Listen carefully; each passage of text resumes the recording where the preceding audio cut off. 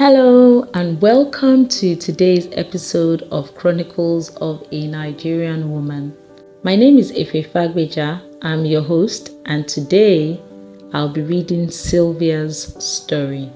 I have been complimented all my life for my beauty, my flawless chocolate brown skin, my tall pretty frame, and my shapely body. Ever since I can remember, everyone told me how pretty I was. I took part in school fashion parades and beauty contests since I was 6 years old, and I never lacked attention from both male and female admirers. This followed me to my teenage years throughout my days in boarding school. I represented my house and my school in pageants, and I won quite a few as well. I was in my first year in university when I met George. He was different from most of the guys I knew. He liked me, but never once did he refer to my beauty, and that definitely attracted me to him. I felt like he saw me for who I was, not just as a pretty face or a girl with a goddess body. George connected with me on an intellectual level. He was a year ahead of me in the same department, and we quickly became friends. It was almost a year after we met that when he asked me out. By then, I was hopelessly drawn to him. I had been waiting for him to ask, and when he did, I gave him the only answer I possibly could, which was yes. And then the demands started. First of all, he asked that I stop wearing trousers and tight-fitting clothes. He said that they made me look whorish. That was the exact word he used. He said that was why guys were always oogling at me. It made sense and I believed him, so I stopped wearing them as he requested. After some time, he told me that I looked better without any makeup because I was beautiful already and did not require fake additives. I also did that without even thinking about it. I loved George more than anything, and I wanted to make him happy in any way I could. Marriage was definitely in our future. I loved the fact that he was so focused and dedicated to his goals, unlike most of the guys I knew who just wanted to play around and had no thoughts about the future. George made me feel like I was living for something serious. I wanted to be his wife, the mother of his children. But he was also very jealous.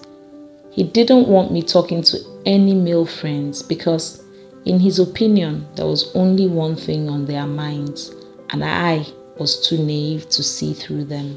I became very suspicious of other guys, and even when he wasn't there, I didn't hang around them. Not even my classmates. The few times he saw me speaking to any guy, he would give me the silent treatment for days, and I would cry and plead with him before he paid me any attention. I hated being in that place, so to avoid any issues, I stayed away from guys altogether. I did not realize how much I had changed until my friends called a meeting to tell me that I was no longer spending time with them and that I was becoming a different person, and they were worried about my welfare. I remember walking away from the meeting telling them that I was fine, but condescendingly saying that they were naive and childish and that I was thinking on a different level. Even when I went home, my mom noticed the change, but I told her I just needed to focus. She was particularly surprised about my change in dressing because I had never liked loose clothes, but I laughed it off and said I was growing up. I hadn't mentioned George to her yet. In his final year, I practically lived with him. We did everything together. I only went to my room on weekends when my parents would come to visit me. It was during this time that the abuse started. One day, I went out to buy some things down the road from where his apartment was. I stayed a little longer than necessary because I met one of my friends there. When I got back, he was fuming. He asked why I stayed so long, and before I could say anything, he slapped me on the face and called me all kinds of unprintable names. Then, almost as suddenly as he got angry, he calmed down and picked me up from the floor where I was crying. He started pleading with me to forgive him, saying that he did not know what came over him and how he hated seeing me cry. And I believed him. Things were calm for a few weeks until another day when he shoved me because I put too much salt in the eggs I fried. He called me spoilt and useless and said I was only a pretty face. The words hurt even more than the shoving, and I wanted to leave.